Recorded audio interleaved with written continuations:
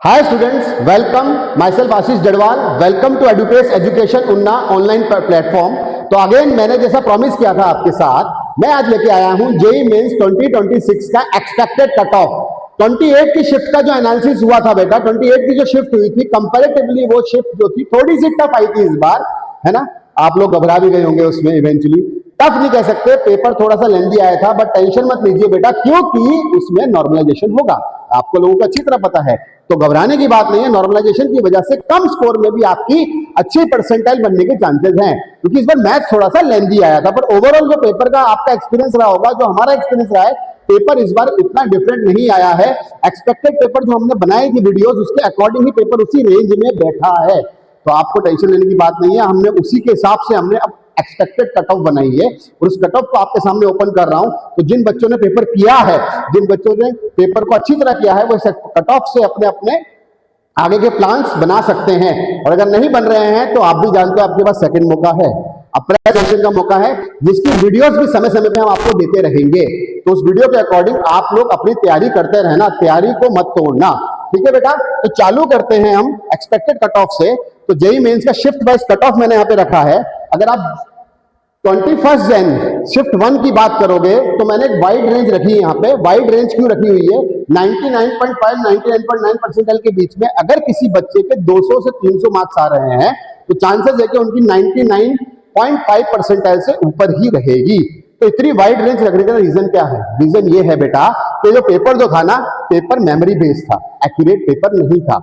इस वजह से क्या हुआ, इस वजह से एग्जैक्ट क्वेश्चन का एनालिसिस हम नहीं कर पाए हैं। तो हमने एक्सपेक्टेड रेंज रखी है कि अगर बच्चा 200 प्लस स्कोर कर रहा है, तो 100% चांस बन जा रहे हैं कि उसकी जो परसेंटाइल आएगी उस बच्चे की, वो 99.5 से ऊपर चली जाएगी। वहीं अगर आप बात करते हो 190 से 199 के बीच में, मतलब अगर 10 मार्क्स का डिफरेंस डालोगे तो उसकी परसेंटाइल 99 की रेंज में ही रहेगी। तो कहने का मतलब बच्चों ये बात है कि 21 जनवरी सीजन शिफ्ट 1 में अगर आपका 99 परसेंटाइल से ऊपर लाना है, तो आपका स्कोर 185 या 190 की रेंज से ऊपर होना चाहिए। आगे शिफ्ट करते हैं बेटा। अगर आपका रेंज जो है 172 से लेके 189 के बीच में बैठ रहा है, तो कहीं ना कहीं आप 98 से लेके 99 परसेंटाइल के बीच में आपका रेंज एक्सपेक्टेड आ रहा है। आगे आप कंटिन्यू करिए, 155 से 171 के बीच में एक्सपेक्टेड जो परसेंटाइल आ रहा है वो 97 से लेके 98 के बीच में आ रहा है। तो मैं यहाँ पे 10 मार्क्स का डिफरेंस दिखा रहा हूं और परसेंटाइल का शिफ्ट बता रहा हूं, जिससे आप ये अंदाजा लगा सकते हो कि आपकी रेंज कहां पे बैठेगी और आगे आपने क्या प्लान करना है। तो बेटा देखिए आगे, अगर आपका जो स्कोर है 142 से 154 के बीच में आ रहा है, तो कहीं ना कहीं आप 96 से 97 परसेंटाइल के बीच में जाएंगे, which is also good score, comparatively अच्छा स्कोर है, इतना बेकार स्कोर नहीं है। ठीक है बेटा, आगे बात करते हैं। 132 से 141 की बात करेंगे। इस रेंज में अगर आपका स्कोर बैठ रहा है, तो आपका परसेंटाइल 95 से लेके 96 के बीच में आने की चांसेस है, प्रोबेबिलिटी है। वहीं अगर शिफ्ट 1 में बात कर रहे हैं, जो बच्चे शिफ्ट 1 दिया है, 21 का जो पहला एग्जाम दिया है, जो बहुत इजी आया था, सरप्राइज किया था, इतना टफ नहीं था वो एग्जाम, तो उसमें परसेंटाइज भी वैसे ही वेरी कर रही है। 115 से लेके 123 के बीच में अगर आ रहा है, तो कहीं ना कहीं परसेंटाइल आपकी 93 के रेंज में चली जाएगी। अगर 100 मार्क्स से अगर आप ऊपर जा रहे हो, अगर पूरे इसको एनालाइज करें, अगर आप 100 मार्क्स से ऊपर जा रहे हो बेटा, तो कहीं ना कहीं आपकी परसेंटाइल 90 प्लस जाने की चांसेस यहां पे बहुत ज्यादा ब्राइट है। ठीक है बेटा। वहीं अगर आप 21 जन की शिफ्ट 2 की बात करोगे, तो वो थोड़ा सा पेपर थोड़ा सा टफ आया था, और क्योंकि थोड़ा सा टफ आया था, तो इसीलिए कम स्कोर की वहां पे, यहाँ पे कंपेरेटिव स्कोर हमने कम लिया है। यहाँ पे 200 था, यहाँ पे हमने 190 की रेंज ली है। 190 से 300 के बीच में अगर स्कोर आ रहा है, तो you will cross above 99.5 percentile. Okay, अगर आप उसके नीचे जाओगे तो 175 से अबव जा रहा है, तो you will get around 99 percentile. वहीं आगे आप 154 तक जा रहे हो, 154 से लेके 174 के बीच में जा रहे हो, तो आप करीबन करीबन 98 परसेंटाइल लेके आ रहे हो। तो ऐसी बात नहीं है, जेई वाले इसमें ध्यान देते हैं, एनटीए वाले ध्यान देते हैं कि अगर पेपर को टफ करना, इजी करना है, तो नॉर्मलाइज कर देते हैं। तो हम क्या करते हैं, हम इवेंचुअली हमारे स्कोर्स कंपेयर करते हैं। तो अगर मेरे किसी दोस्त ने शिफ्ट 1 में एग्जाम दिया हो, किसी ने शिफ्ट 2 में दिया हो, शिफ्ट 2 वाले का स्कोर कम होगा, तो वो कहीं ना कहीं एंजाइटी में चला जाएगा कि सर यार तेरा स्कोर ज्यादा आया है, इसका मतलब तेरी चांसेस ज्यादा है। ऐसा नहीं है, आप देख सकते हो यहाँ पे 10 मार्क्स का डिफरेंस वैसे भी आ रहा है। तो घबराने की जरूरत नहीं है, टेंशन लेने की जरूरत नहीं है बेटा। अगर आप आगे बात करते हो 114 या 125 रेंज में जा रहे हो तो यू विल गेट अबव, या 130 से ऊपर जाओगे तो you will get above 97%। Okay, और यहां पे ओवरऑल देखा जाए तो 85 से ऊपर अगर आपका स्कोर आ रहा है तो यू विल गेट अराउंड 90%। तो 90 से अबव परसेंटाइल लाना है तो you should have around 85 to 90 marks. तो ये एनालिसिस है आपके 21st की शिफ्ट का, शिफ्ट 1 शिफ्ट 2। अगर आप 22nd की बात करोगे, शिफ्ट 1 शिफ्ट 2 की, तो 22nd में शिफ्ट 1 में 193, तो शिफ्ट 2 और शिफ्ट 1 जो था 21 का और 22 का ज्यादा डिफरेंस नहीं है यहाँ पे पैटर्न में।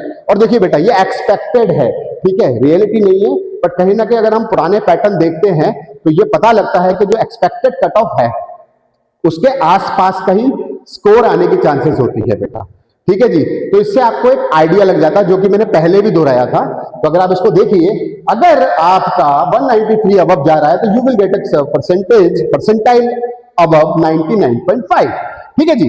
अगर कहीं ना कहीं आपका 165 की रेंज में आ रहा है तो you will get above 99 percentile, 165 marks, mark my words, 165 marks. तो देख सकते हो आप।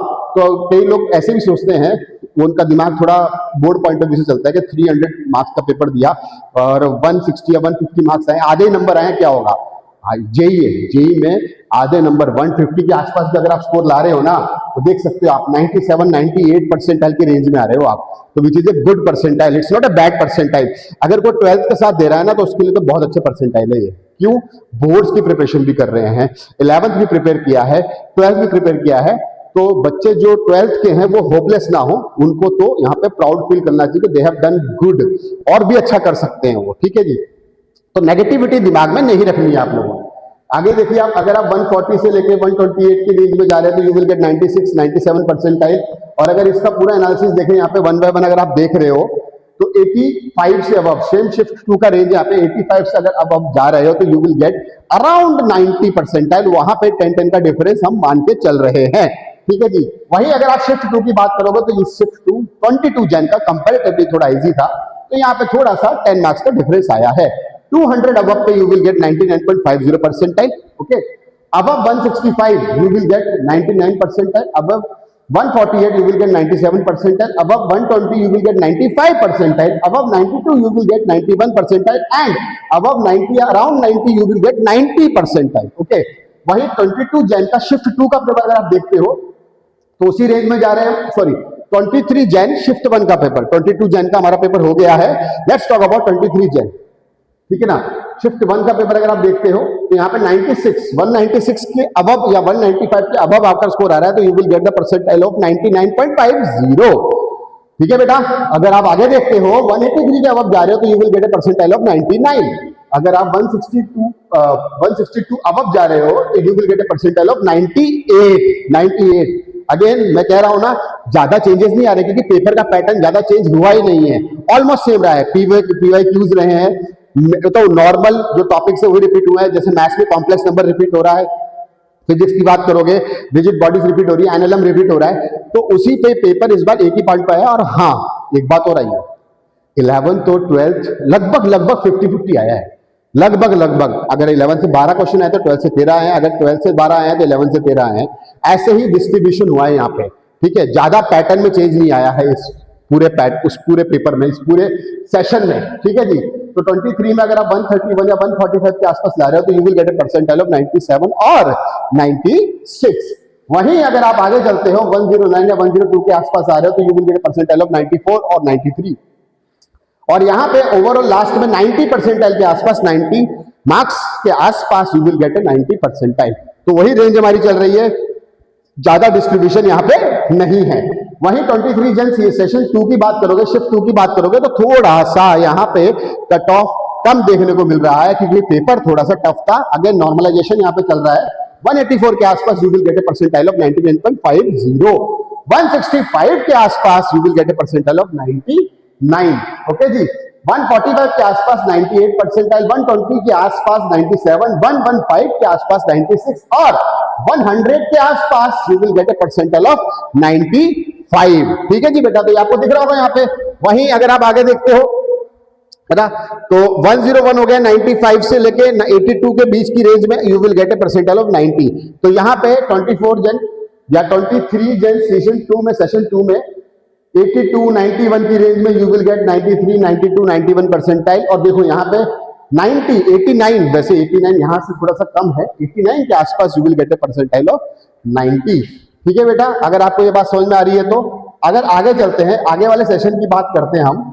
ठीक है, तो 24 जन सीजन 1 24 जन शिफ्ट 2 की बात करिए तो यहाँ पे रेंजेस लगभग सेम निकल के आ रहे हैं, लगभग सेम निकल के आ रहे हैं।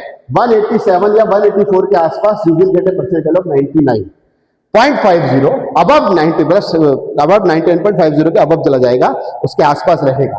ठीक है जी, 170 165 के स्कोर के आसपास you will gate A percentile of 99 to 99.50 99.49। 150 या 145 के आसपास you will gate A percentile of 98। ऐसे अगर आप आगे पैटर्न देखते हो तो 133 या 100 के आसपास आप कहीं ना कहीं 94 परसेंटाइल तक टच कर जा रहे हो, यही चीज यहाँ पे देखने को मिल रही है। वहीं 95 और 82 परसेंटाइल के आसपास या 77 के आसपास you will get a score of 90। तो देख सकते हो आप, जिन बच्चों के 75 85 90 95 इस रेंज में स्कोर रह रहा है, जो कि आप बिना मैथ्स के भी ला सकते हो, तो कहीं ना कहीं चांसेस बढ़ रही है कि वो अबव 90 परसेंटाइल या अराउंड 90 परसेंटाइल में लेके आएंगे। हम ये कह सकते हैं कि इस पे कोई स्पेसिफिक कॉलेज नहीं मिलेगा, ओके, बट ये बात है इट्स ए गुड स्कोर अगर मैं 12th की बात करूंगा। बाकी कैटेगरी वाइज भी यहाँ पे शिफ्ट आ जाता है, ओके, कैटेगरी का भी फर्क पड़ता है। इवेंचुअली अगर ओपन कैटेगरी बात करूंगा तो 95 96 percentile is a normal percentile, वहां पे ज्यादा अच्छा कॉलेज मिलने के चांसेस नहीं रहते हैं। अगर कॉलेज मिल रहा है तो ब्रांचिंग की प्रॉब्लम आती है, आपको अबव 98 या 99 परसेंटाइल में जाके बैठना पड़ता है। तो जिनका इस रेंज में आ रहा है, नीचे रेंज में, वो कोशिश करें कि वो अप्रैल वाले सेशन की तैयारी करें, जो कि वो इजीली क्रैक कर पाएंगे। क्योंकि अगर वो इस सेशन में 91 या 92 परसेंटाइल ला रहे हैं, जो उनके लिए अच्छी बात है, तो वो इस 2 मंथ के स्पैन में प्रॉपर पीवाईक्यूज लगाएं, प्रॉपर पुराने पेपर सॉल्व करें, सिर्फ वही सॉल्व करें, वापस कॉन्सेप्ट पढ़ने ना बैठे, वो सिर्फ क्वेश्चंस को ही लगाएं और क्वेश्चंस की प्रैक्टिस करें। क्योंकि बताओ बहुत सारे पीवाईक्यूज हमारे पास, बहुत सारे जेईई के पुराने पेपर हैं। अगर आप फुल कोर्स के पेपर ही घर पे लगा रहे हो और उसको कंटिन्यूसली कर रहे हो, तो चांसेस हैं कि आपका नेक्स्ट सेशन बहुत ही ब्राइट जाएगा। यहाँ पे कहानी प्रैक्टिस की होती है, पेपर में एग्जामिनर आपके डर का फायदा उठाता है। ठीक है जी, तो आपको उस डर को कॉन्कर करना है, तो आपको ये समझना पड़ेगा कि आपकी प्रैक्टिस अच्छी होनी चाहिए और स्पीड, टाइम मैनेजमेंट होना चाहिए। और if you want to maintain your time, तो बेटा you have to practice more number of questions in a short span of time. You have to, ultimately मैं ये कहना चाहूंगा कि आप पूरा एक पेपर करिए 2.5 घंटे के स्पैन में करिए, घर में 3 आवर्स पूरे मत लीजिए, 2.5 आवर्स में आप पूरा पेपर करिए, लगातार रोज एक पेपर सॉल्व करिए और देखिए आपकी स्पीड विद इन 15 डेज के अंदर you will see your speed, you will know कि आपने कैसे कवर किया है। और एक बात और कर सकते हो, आप क्वेश्चंस करिए। फॉर एग्जांपल आपने फिजिक्स के क्वेश्चन लगाए, वहां पे अगर कुछ कॉन्सेप्ट, अगर आपने 25 क्वेश्चन किए, 10 क्वेश्चन आपके गलत हुए, आप 10 क्वेश्चन को ही प्रिपेयर करिए, उनके कॉन्सेप्ट को पढ़िए, बाकी 15 तो आपके सही थे। तो वहां पे आपका रिवीजन कट शॉर्ट हो जाएगा, आपको सब कुछ नहीं पढ़ना पड़ेगा। और हाँ, एक बात और, फॉर्मूला शीट्स बनाना, इट्स वेरी इंपॉर्टेंट। हर एक चैप्टर का फॉर्मूला शीट्स होनी चाहिए, वो आपके क्विक रिवीजन के लिए आपके फायदेमंद रहेगी, आपके लिए फायदेमंद रहेगी। ऐसा नहीं कि आप सिर्फ बिल्कुल बिना किसी ओरिएंटेशन के ऐसे चल रहे हो, तो फिर वही कहानी हो जाएगी जो भी जनवरी हुई है। अप्रैल को स्मार्टली डिजाइन करना है, तो अप्रैल के लिए आपको ऐसे ही काम करना चाहिए, ऐसा मेरा मानना है। ठीक है, वहीं अगर आप बात करते हो 28 जन की शिफ्ट, जो कि मैं मानता हूं कि थोड़ी सी लेंदी और थोड़ी सी टफ आई थी, इसका हमने एनालिसिस देखा था, ऑब्जर्वेशन देखी थी, हमने खुद भी पेपर को देखा था, तो हाँ कहीं ना कहीं हमको समझ में आया कि मैथ्स थोड़ी लेंदी थी और इस वजह से कई बच्चों ने इसको पेपर को टफ कह दिया। लेंदी का मतलब कैलकुलेटिव थी। तो यहाँ पे टफनेस का मतलब क्या है? पेपर टफ नहीं है, एक्चुअली में टाइम मैनेजमेंट की दिक्कत है, एक्चुअली में कैलकुलेशन की दिक्कत है। क्वेश्चन सीधा पूछा जा रहा है, इस बार तो मिक्स क्वेश्चंस भी कम आए हैं बेटा, मिक्स कॉन्सेप्ट्स भी कम आए हैं, सीधे सीधे क्वेश्चंस आए हैं, थोड़े से कैलकुलेटिव आए हैं। तो अगर आपकी स्पीड अच्छी होगी तो आप कहीं ना कहीं उस पेपर को अच्छी तरीके से कंट्रोल कर पाओगे। ठीक है जी, तो अगर आप इसमें देखते हो तो सीजन शिफ्ट 1 और शिफ्ट 2 में 177 या 171, तो 170 या 180 के आसपास पे आपका कहीं ना कहीं 99.50 परसेंटाइल बनके निकल रहा है। वहीं 160 या 155 की रेंज में आप 99 परसेंटाइल अब जा रहे हो। वहीं 140 या 135 की रेंज में 98 अबव जा रहे हो, 110 या 120 की रेंज में आप 96 या फिर 97 परसेंटाइल लेके आ रहे हो। वहीं अगर आप 91 या इस रेंज में जाते हो, आप अराउंड अबव 70 जाते हो, 75 या इनफैक्ट लास्ट शिफ्ट में तो मैंने 67 भी यहाँ पे मेंशन किया है, पर मैं 75 से 85 की रेंज को लेके चल रहा हूँ, तो आप कहीं ना कहीं 90 अबव परसेंटाइल में लेके जाओगे। तो ये आपका इस साल का जेईई मेन का 2026 जनवरी सेशन का एनालिसिस था। अगर आप इसका छोटा सा प्रीव्यू देखिए, तो देखिए आप यहाँ पे ये एक मैंने छोटा सा शॉर्टकट बनाया। देखिए आप कि अगर आप कहीं ना कहीं इस रेंज में रह रहे हो, इस रेंज में रह रहे हो, तो चांसेस देखिए 99.9 प्लस परसेंटाइल आने के चांसेस है। तो ये रेंज वाले बच्चे तो मतलब खुश हो जाइए, और वैसे भी ये खुश ही होंगे इवेंचुअली, क्योंकि ये बहुत अच्छा स्कोर है।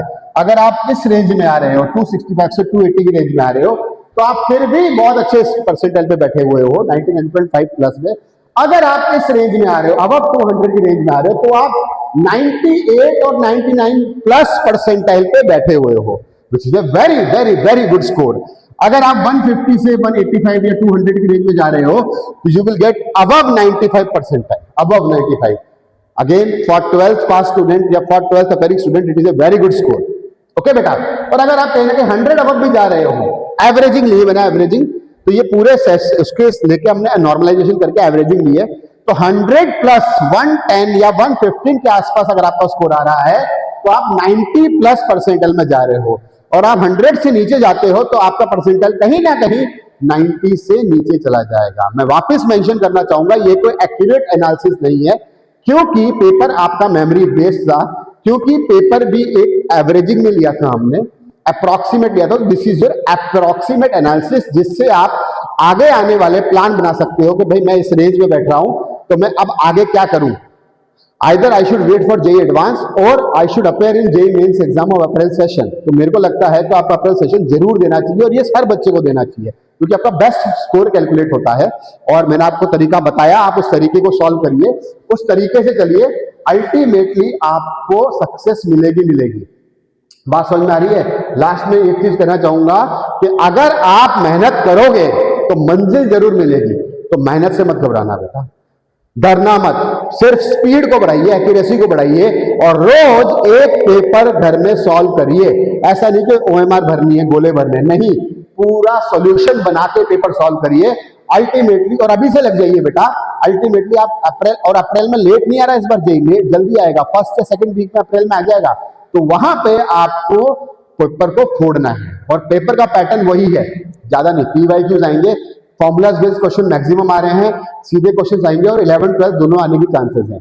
कई लोग कहते हैं कि अप्रैल थोड़ा टफ भी आता है, यार टफ नहीं होता है, वो सिर्फ एक मेंटल स्टेट होता है, साइकोलॉजिकल, आपको कहीं ना कहीं डराया जाता है। तो डरने की जरूरत नहीं है, मेहनत करिए ना, तो कुछ भी टफ नहीं है। तो होपलेस होने की जरूरत नहीं है, आपके पास अभी बहुत टाइम है, और आप बहुत तरीके से इसको कर सकते हो। बट हाँ, एक सिंगल प्लान पे चलना और एक ही प्रोसेस को फॉलो करना, ठीक है बेटा। तो आई होप आपको मेरा ये एनालिसिस पसंद आया होगा। तो एडुपेज एजुकेशन से आपके लिए वापस और वीडियो हम लेते आएंगे। That's all for today, have a nice day all of you, bye bye.